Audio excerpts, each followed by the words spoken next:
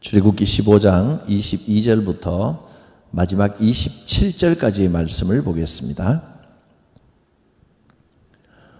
모세가 홍해에서 이스라엘을 인도하매 그들이 나와서 수르 광야로 들어가서 거기서 사흘 길을 걸었으나 물을 얻지 못하고 마라에 이르렀더니 그곳 물이 써서 마시지 못하겠으므로 그 이름을 마라라 하였더라. 백성이 모세에게 원망하여 이르되 우리가 무엇을 마실까 하매 모세가 여호와께 부르짖었더니 여호와께서 그에게 한 나무를 가리키시니 그가 물에 던지니 물이 달게 되었더라. 거기서 여호와께서 그들을 위하여 법도와 율례를 정하시고 그들을 시험하실세 이르시되 너희가 너희 하나님 나 여호와의 말을 들어 순종하고 내가 보기에 의를 행하며 내 계명의 귀를 기울이며 내 모든 규례를 지키면 내가 애굽 사람에게 내린 모든 질병 중 하나도 너희에게 내리지 아니하리니 나는 너희를 치료하는 여호와임이라. 그들이 엘림에 이르니 거기에 물샘 12과 종려나무 이런 그루가 있는지라. 거기서 그들이 그 물 곁에 장막을 치니라. 아멘. 오랜만입니다.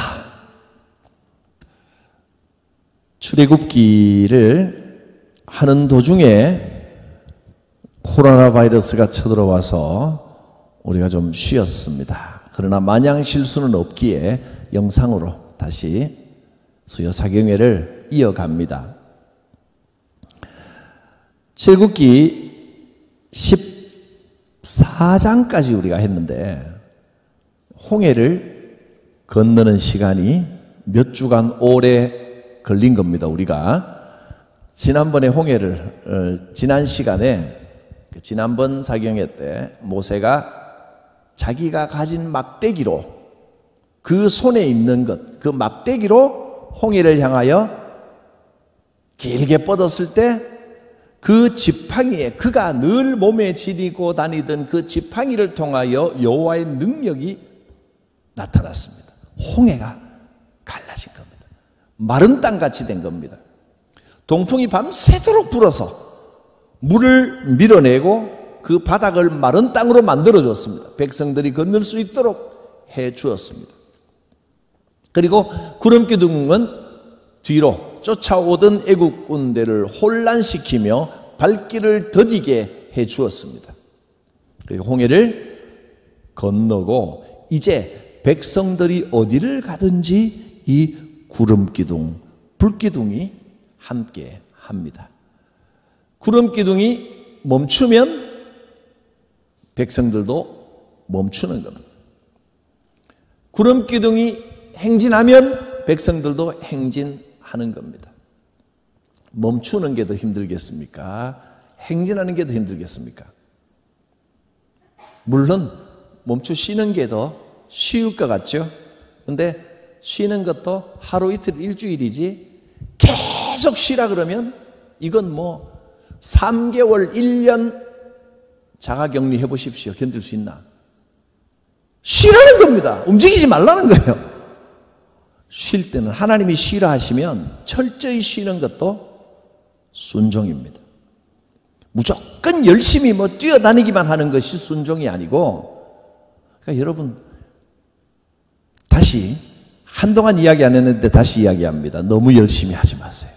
인간의 열심이 튀어나오는 순간 위험합니다. 하나님이 낮추라 하면 낮춰야 되고 하나님이 쉬라 하면 쉬어야 되고요. 하나님 이끄심대로 가야지 내가 열심히 하고자 한다고 해서 되는 게 아닙니다. 인간의 열심이 튀어나오는 곳에는 반드시 문제가 생깁니다. 그 가시에 그 송곳에 찔리는 사람이 생긴다는 말입니다. 자, 이제 홍해를 건넜습니다. 홍해를 건넌 것이 이스라엘 역사 처음부터 끝까지 그들이 기억해야 할 하나님의 위대한 행동이었습니다. 그들은 홍해를 건너게 하신 하나님, 이거 잊어버리면 안 됩니다. 그러니까 창세기와 출애굽기에서 우리가 지금까지 창세기 전체를 공부하고 출애굽기 여기 오면서 딱 한 가지 주제가 뭐였느냐, 하나로 꼽아보라, 공통점이 뭐냐라고 한다면 출애굽기의 주제가 뭘까요? 창세기부터 시작되는 선악과 선악나무, 선악이 알게 하는 나무와 생명나무, 이 주제가 처음부터 끝까지 이어지고 있습니다. 기억하십시오. 이건 요한계시록까지 이어집니다. 세상 끝날 때까지 이 주제가 계속되는 겁니다. 이것이 우리가 지금 보고 있는 관점에서 성경의 가장 큰 줄기요, 맥이요, 주제요, 뿌리입니다. 인간이 내가 선악간에 판단해 보겠다. 나도 할 수 있다. 선악나무. 하나님 때 순종하겠다. 하나님 위주로 살아가겠다. 생명나무. 이걸 먹은 것이 그 결과는 죄가 되는 겁니다. 인간의 열심, 내가 할 수 있다. 내가 한다. 선악나무입니다. 선악나무입니다. 하나님께 순종하는 것이 생명나무입니다. 지금 출애굽기 전체 이야기도 이 출애굽기는 신의 산까지 가서 십계명을 받고 성막을 지을 때까지, 신의 산까지, 그 다음에 신의 산부터 가나안 들어갈 때까지는 어느 책이요? 민수기. 그렇게 역사가 진행이 됩니다. 선악나무 생명, 이 광야 생활 전체도 바로 이 이야기입니다. 선악나무로 가면 안 됩니다. 내가 드러나면 안 됩니다. 내가 잘난 줄 알고 내가 하는 줄 알면 안 됩니다. 멈출 줄 알아야 됩니다. 하나님이 멈추라 하면 멈추고, 하나님이 가라 하면 가고, 천천히 가라 하면 천천히 가고, 오직 구름기둥 보면 따라가는 겁니다. 이걸 잘해야 되는 거예요. 그래야 신앙생활이 축복됩니다. 교회생활 생명나무로 하시기를 축원합니다. 너무 열심히 하지 마시기를 축원합니다. 주님이 주시는 평안을 누려야 돼요. 내 만족감 따라 일하면 처음에는 좀 좋은 것 같은데 그 다음에는 반드시 문제가 생깁니다. 하나님께서는 모세에게 네 힘으로 홍해를 향하여 부르짖으라든가 지팡이를 들어서 폼나게 홍해를 몇 번, 한 3번 정도 물을 탁 치면 얼마나 멋있었겠어요. 아니면 뭐 주문을 외우든가 수리수리 마수리 홍해야 갈라져라 이랬으면 얼마나 멋있었을까. 그렇게 하지 않고 하나님께서 주신 권능의 상징인 지팡이를 내밀어라 하셨습니다. 지팡이, 하나님이 하십니다 했을 때 홍해가 갈라지는 거예요. 바로 그겁니다. 이 사건을 하나님이 하십니다. 이 사건을 이스라엘 백성들이 계속해서 기억하고, 때만 되면 홍해 하면 무슨 뜻일까요? 곧 생명나무를 따르라 이 뜻입니다. 홍해 하나님이 하십니다. 생명나무 하나님이 하십니다. 처음부터 끝까지 이 이야기예요. 오늘도 똑같은 말씀을 하고 계신 겁니다. 성령의 충만함을 받으라. 성령 충만 받으면 어떻게 될까요? 뭐 몸이 붕붕 뜨고 방언하고 막 예언하고 이럴까요? 성령 충만 받으면 물론 그런 어떤 권능들이, 부수적인 권능들이 나타나기도 할 수 있지만, 성령 충만 받으면 몸이 붕붕 뜰 수도 있지요. 잘 보세요. 주여 뜨죠? 더 이상 못 뜹니다. 안 올라갑니다. 뜰 수도 있어요. 모든 현상들이 이거 아무것도 아니라는 거예요. 부수적인 것이고요. 성령 충만 받았을 때 진짜 나타나는 권능은 뭐냐 하면 순종적이 됩니다. 오로지 주님께 순종합니다. 이것이 성령 충만하다는 것은 온전히 주님의 뜻에 따를 준비가 되어진다는 뜻입니다. 내 의지가 아니라 성령님의 의지대로 따라간다는 것이 성령 충만입니다. 이 경험을 하고 나서 모세와 미리암이 얼마나 기뻤는지 노래를 하고 춤을 추고 찬양을 하는데 유명한 노래입니다. 15장의 모세의 노래. 15장 19절부터 미리암의 노래. 그 노래의 핵심은 내가 여호와를 찬양합니다. 여호와께서 말탄 자들 수레들까지 애굽의 군사들을 다 바다에 던지셨습니다. 하나님이 우리를 구원하셨습니다. 홍해가 갈라졌다는 찬양입니다. 이스라엘 역사의 근간을 이루는 찬양입니다. 그리고 나서 이제 오늘 사건이 나오는 겁니다. 수르라는 곳에, 지금 이 이야기는 뭐 장절을 나눈 건 후대에 나눴지만 어쨌든 단락이요. 15장은 모세의 노래, 미리암의 노래로 시작을 했는데 홍해를 가르신 하나님, 우리를 건져주신 하나님하고 찬양을 시작했으면 이 역사적인 이야기로 15장이 마무리가 돼야 될 텐데 끄트머리에 가더니 그들이 광야로 들어갑니다. 수르라고 하는 광야길로 갑니다. 22절, 모세가 홍해에서 이스라엘을 인도하며 그들이 나와서 어디로? 수르 광야로 들어갑니다. 광야길로 들어갔는데 사흘 정도 걸어갔습니다. 하루, 이틀, 사흘이 지났는데 물을 찾을 길이 없는 겁니다. 물이 없어요. 목이 너무너무 말랐는데 마침 물구덩이가 보입니다. 물이다 해서 떠서 먹어보니까 물이 써서 입에만 들어가면 뭐 타는 듯이 뭐 어떤 맛인지는 모르겠지만 써서 먹을 수가 없었다는 겁니다. 주석을 보면 어떤 학자들은 쓰다는 말이 그 독이 들어있다 뭐 이런 해석도 했던데 정확하지는 않습니다. 그냥 말 그대로 썼겠지요. 너무 써서 도저히 입에 먹을 수가 없는 물인데 웬만하면 그 목마른데 한 사흘 목이 말랐으면 웬만하면 먹었을 텐데 먹을 수 없는 물입니다.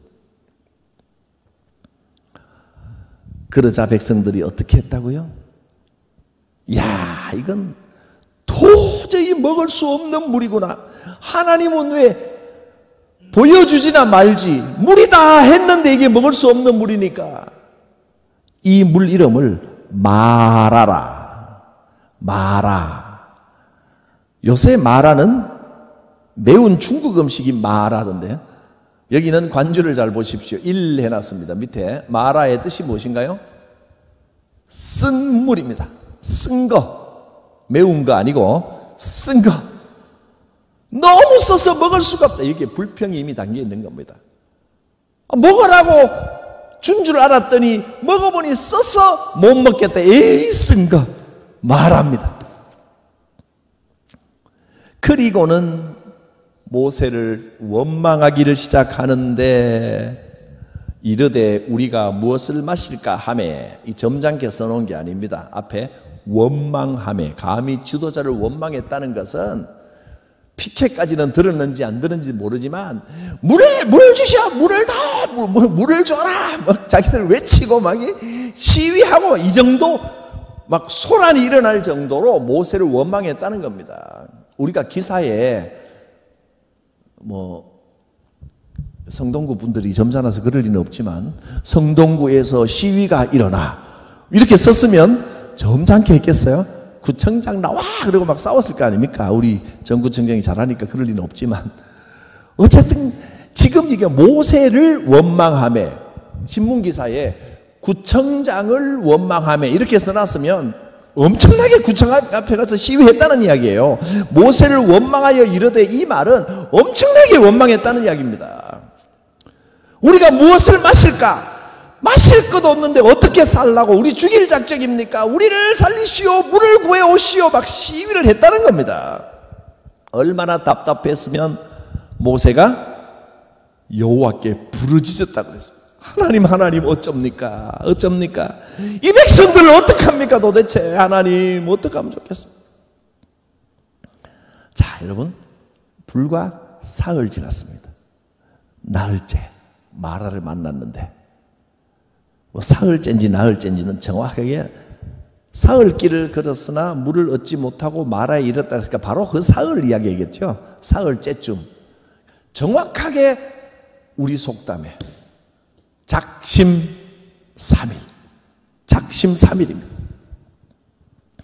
사흘 전에, 불과 사흘 전에 춤을 추며 구원의 은총을 감사하고 내 평생을 주님께 바치겠습니다. 우리 민족은 오직 주님만 바라보겠습니다. 그래 놓고 딱 사흘만 목마르니까 이 모양입니다.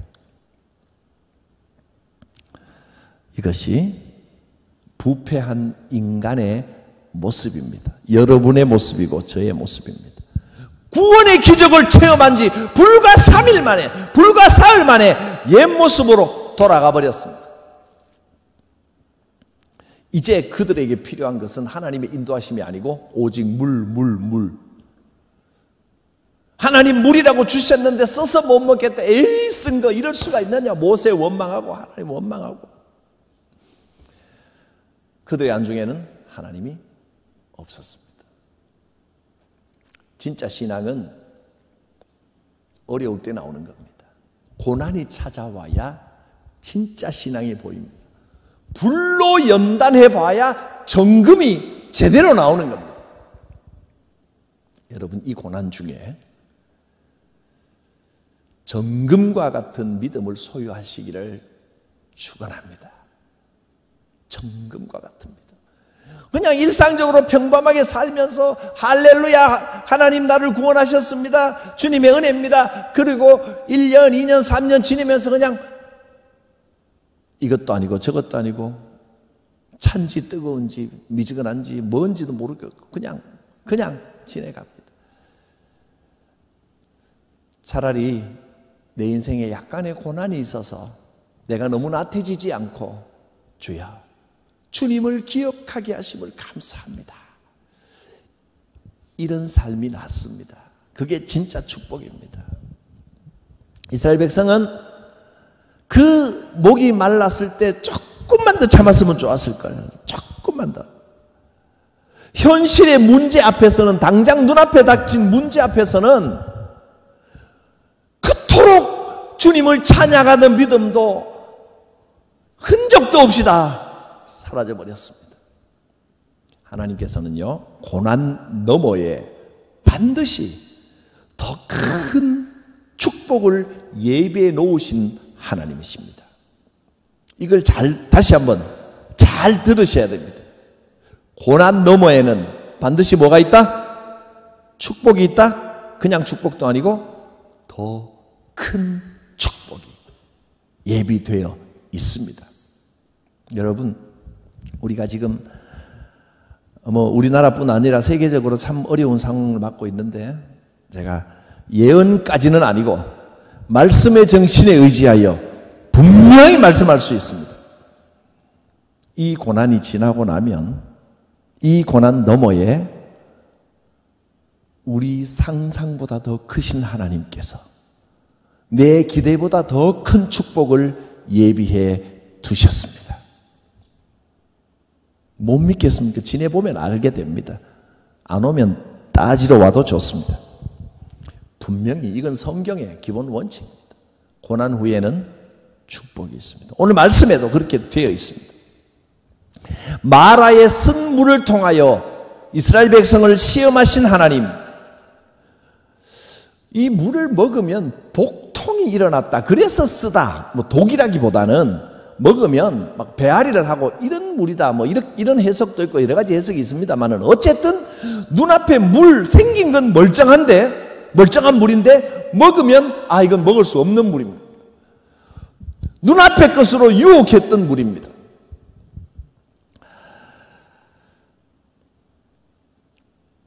우리 눈앞에 어려움이 있든 뭐가 있든 내 눈앞의 것이 나를 현혹시키지 못하게 해야 됩니다. 하나님은 눈앞에 고난 너머에 계시고 눈앞에 편리함과 뭐라 그럴까요? 이 편안함, 그 너머에 계신 하나님이십니다. 오늘날 우리는요, 예수 그리스도께서는 고난의 십자가를 지셨습니다. 얼마든지 거부할 수도 있는 십자가지만 주님은 그 길을 가셨습니다. 그러면 우리가 그리스도인이면 기본적으로 고난은 필연이다 생각하고 살아야 됩니다. 너무 고난이 없으면 오히려 불안해야 됩니다. 내가 너무 편안하게, 너무 민감하지 않게, 너무 느슨하게 사는 것 아닌가 하고 좀 정신이 번쩍 들어야 됩니다. 그래야 진짜 그리스도인입니다.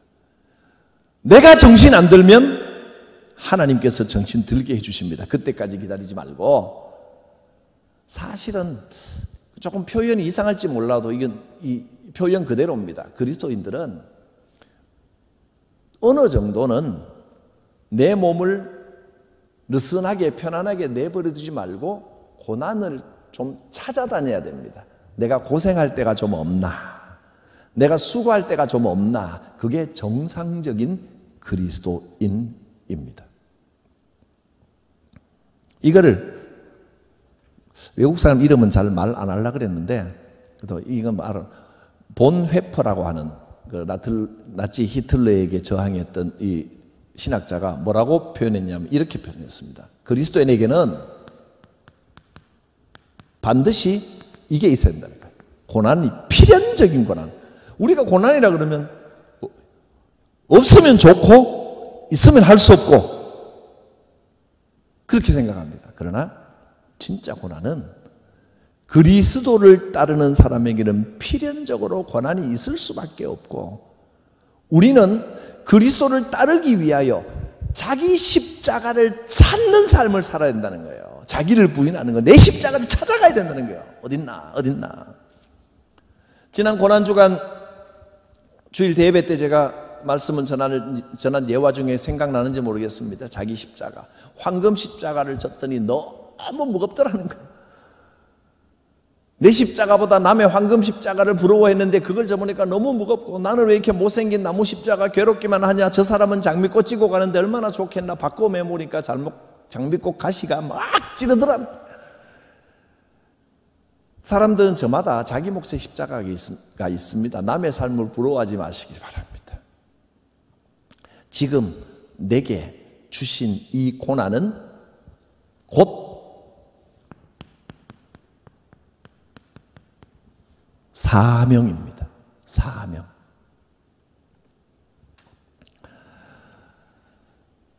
고난 중에 원망과 불평하기보다 여호와께 맡기고 주님의 방법대로 이 십자가 멍에를 지면 내 짐은 쉽고 가볍다. 그게 주님의 방법입니다. 주님 벗어놓을 생각하지 말고 주님의 방법대로 자기 십자가를 져야 합니다. 분명히 자기 십자가가 있습니다.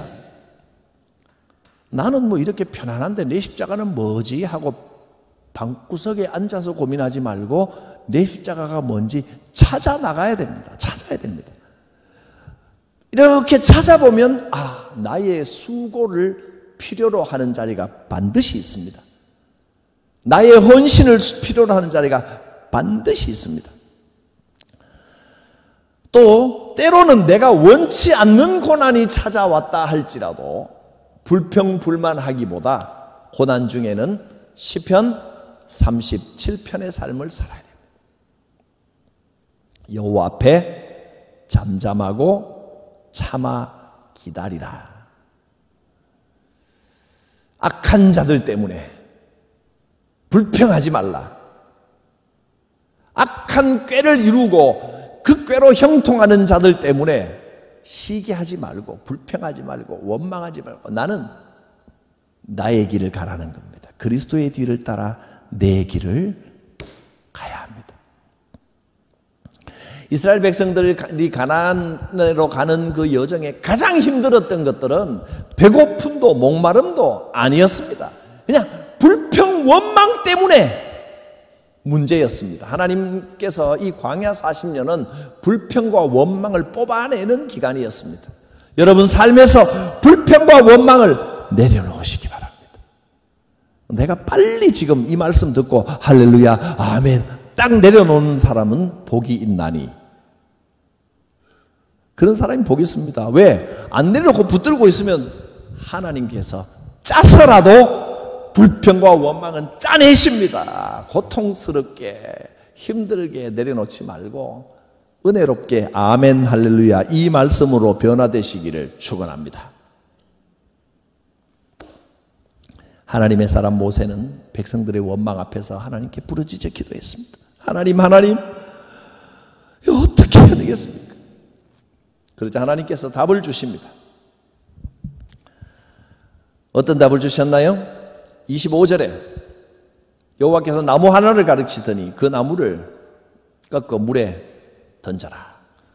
답이 너무 간단합니다. 문제는 어려운데 답이 너무 쉬워요. 나무를 딱 떼서 집어 넣으니까 물이 단물로 바뀌어버렸습니다. 먹기 좋고 맛있고 복통도 안 일어나고 몸에 좋은 물로 건강수로 바뀌었습니다. 그러면서 여호와께서 가르쳐 주시는 두 가지 교훈을 끝으로 말씀을 정리하려고 합니다. 첫째는 얘들아, 어떤 상황을 만나든지 쓴 물, 눈앞에 쓴 물, 가장 바라던 것이 물이었는데 눈에 보니까 쓴 물이었습니다. 사실 이거는 물이라고 하는 건 그들이 필요했던 좋은 건데 쓴 물, 이거는 겉보기에 그럴듯해 보이는 세상적인 것들을 말합니다. 편리하고 과학적이고, 여러분 그리스도인들은 편리하고 과학적이고 좋고 이것만 생각할 게 아니라 그리스도를 따르는 그리스도인들은 그리스도 정신으로 세상을 좀 봐야 됩니다. 편리한 게 아니고 세상을 유익하게 할 것. 어떻게 하면 뭐라고 할까요? 지금 요즘은 그리스도를 따르는 그리스도인들이 추구해야 될 가치관이라고 하면 주로 생명입니다. 생명. 하나님께서 생명이시기 때문에 어떻게 하면 생명을 살리고 생명을 건강하게 할 수 있을까? 이것이 우리의 가치관이 돼야 됩니다. 그러니까 이건 성경에 이렇게 나와 있으니까 성경 문자대로 하세요가 아니고 세상 사람들도 세상 과학도 많은 연구를 하잖아요. 그 연구를 성경의 입장에서 가만히 볼 때 이건 참 지킬 만하고 따를 만한 일이다 되면 그렇게 따라야 되는 겁니다. 지구를 병들게 하는 비닐을 안 쓰기, 알루미늄 안 쓰기, 그거 하나만 그리스도인들은 그거 지켜야 됩니다. 그러니까 그리스도인들은 장 보러 갈 때 장바구니 들고 다니는 것이 신앙 고백입니다. 그리스도인들은 일회용품 안 쓰는 것이 신앙 고백입니다. 그게 생명입니다. 생명. 사람들은 편리하고 편안하고 세상이 주는 그럴듯한 거, 신앙과 비신앙은 뚜렷하게 딱 이건 이거고 다른 세계처럼 차이가 나는 게 아닙니다. 이원론이 아니라 사실은 어떻게 사용하느냐입니다. 하나님께서 주님의 말씀에 순종하여 나뭇가지 하나 딱 뽑아 던지니까 쓴물이 단물로 바뀌었습니다. 하나님이 원하시는 거죠. 백성들에게 유익한 것이 됐습니다. 여호와 하나님께서 말씀하십니다. 이 세상에 살면서 너는 여호와 앞에 순종하라. 자, 26절에 나오는 것처럼 이것만 하면 단물의 인생이 됩니다. 너희가 너희 하나님 나 여호와의 말을 듣고 순종하고 여호와 보시기에 의롭다 하는 일을 행하란 말이에요. 그게 뭐예요? 생명을 지키는 일입니다. 생명.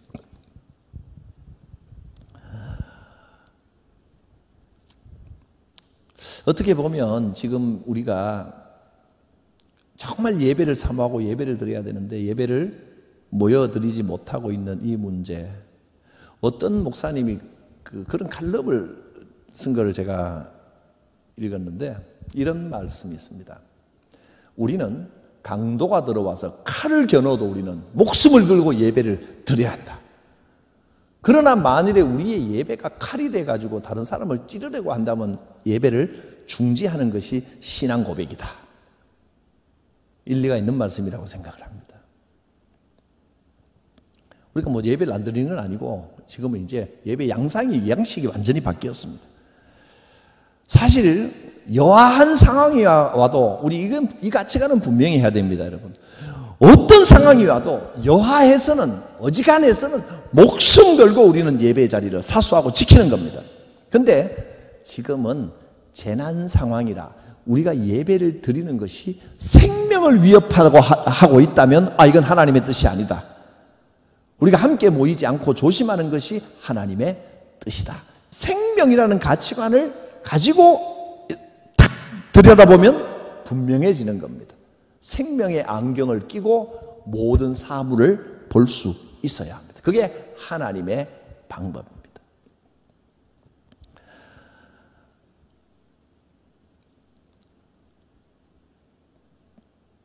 내가 보기에, 이게 이제 가치관입니다. 26절 가운데 내가 보기에, 하나님 보시기에 의롭다. 이걸 행하면, 그리고 그 계명에 귀를 기울이고 모든 규례를 지키면 어떻게 하신다고요? 애굽에서 고생했던 이 세상 그 질병들이 하나도 너희에게 내리지 않고 여호와께서 치료하신다고 했습니다. 나는 너희를 치료하는 여호와임이라. 여호와 라파, 치료하시는 하나님. 자, 오늘 여기서 아멘 하시면 치료가 일어납니다. 제가 주님을 의지하여, 제가 교만해서가 아니고 주께서 역사하시길 바라고, 저는 아무것도 아니면 사라지겠습니다. 저는 없습니다. 오늘 선언하겠습니다. 손은 나와야겠죠? 선언하겠습니다. 오늘 치료하시는 여호와, 이 말씀으로 가정에서 이 방송을 듣고 있는 이의 병이 예수 이름으로 치유될지어다. 아멘 크게 하셔야 되는데, 방송 보고 있으신 분 말이에요. 아멘 크게 하면 오늘 디스크 싹 나올지어다. 주님의 말씀에 순종하면 주님이 치료하신다 그랬어요. 이게 분명한 약속입니다. 첫 번째입니다. 자, 순종이 뭐라고요? 주님이 주시는 가치관으로 내가 보기에 의를 행하라 이거예요. 세상이 말하는 옳다 그러다가 아니고 여호와 하나님 보시기에 의를 행하면 기적이 일어납니다. 치유가 일어납니다. 몸이 치유되고 정신과 마음이 치유되고 영이 치유됩니다. 자, 다시 한번 전에 수차했던 말을 강조합니다. 여러분, 영과 혼과 육은 어떻게 되어 있어요? 연결되어 있습니다. 그냥 하나인데, 그게 몸, 혼, 영은 하나님이 삼위일체이신 것처럼 우리도 이게 끊을 수 없는 거라는 거예요. 나눌 수 없어요. 그래서 근데 분명히 달라요. 이 육은 이 땅에 있단 말이에요. 근데 이 육하고 영하고 여러분, 내 몸뚱아리에서 내 정신을 분리해낼 수 있겠습니까? 안 됩니다. 그건 섞여 있는 거예요. 영도 마찬가지입니다. 근데 몸이 건강해지면 마음도 건강해집니다. 막 용기가 힘이 납니다. 그리고 뭔가 막 잘할 수 있을 것 같습니다. 몸이 쇠약하면 마음도 푹 가라앉습니다. 몸 피곤하면. 영도 마찬가지입니다. 마음이 괴롭고 답답한 생각을 자꾸 하면 영도 힘을 잃어버립니다. 반대로 영이 건강해지고, 영은 하나님과 접촉하는 거예요. 영이 건강해지고 할렐루야, 주님께서 주님의 뜻이 막 깨달아지고 생명하면 마음에 건강함이 일어나고 몸도 건강해지고 근육도 힘이 생기고. 따라합니다. 신앙이 피트니스보다 낫다. 둘 다 하세요. 안 바쁘신 분은. 나는 너희를 치료하는 여호와니라. 이게 첫 번째입니다. 두 번째, 자, 그토록 목말라요 하고 마라까지 가가지고 지금 하나님께 부르짖고 데모하고 막 난리를 쳤는데 고기를 딱 지나보니까 이거 있어요. 이럴 줄 알았으면 마라에서 조용히 그냥 지나올 걸 하는 생각이 들었을 겁니다. 하나님 다 예배해 놓으셨는데 보세요. 27절, 그들이 마라를 지나니까 그 다음에 어디에 이르렀어요? 엘림에 이르렀습니다. 엘림에 딱 가보니까 이거는 뭐 물샘이 12개나 있어요. 물샘 12개. 놀랬습니까? 놀래야 정상입니다. 종려나무가 70그루가 지금 뭐 일부러 정부기관에서 돈 남아가지고 계획 세고 심어도 70그루 심는 거 어려운 일인데, 이 옛날에 저절로 크게 자란 종려나무가 70그루가 쫙 펼쳐 있더라는 거예요. 놀랍죠?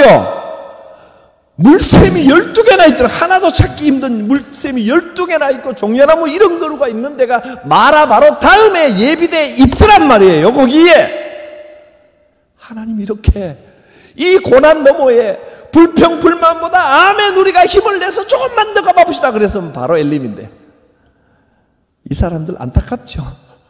이렇게 못난 사람들, 그건 우리가 다 보고 있으니까 그렇지 우리도 똑같은 입장입니다.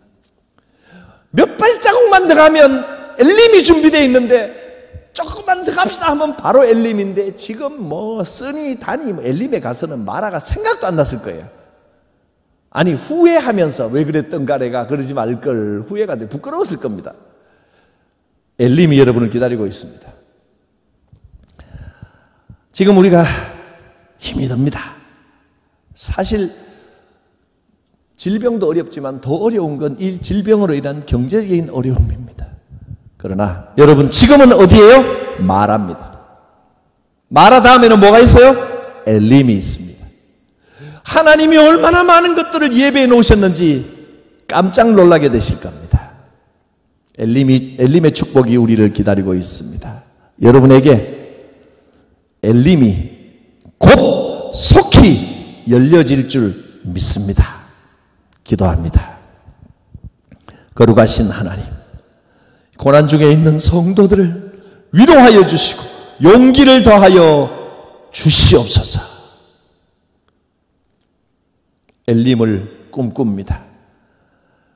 이 마라에서 원망 불평하지 말고 하나님의 방법대로 나무가지를 사용하고 또 조금 더 순종하고 기다림으로 믿음의 역사를 일으키는 우리의 삶이 되게 하옵소서.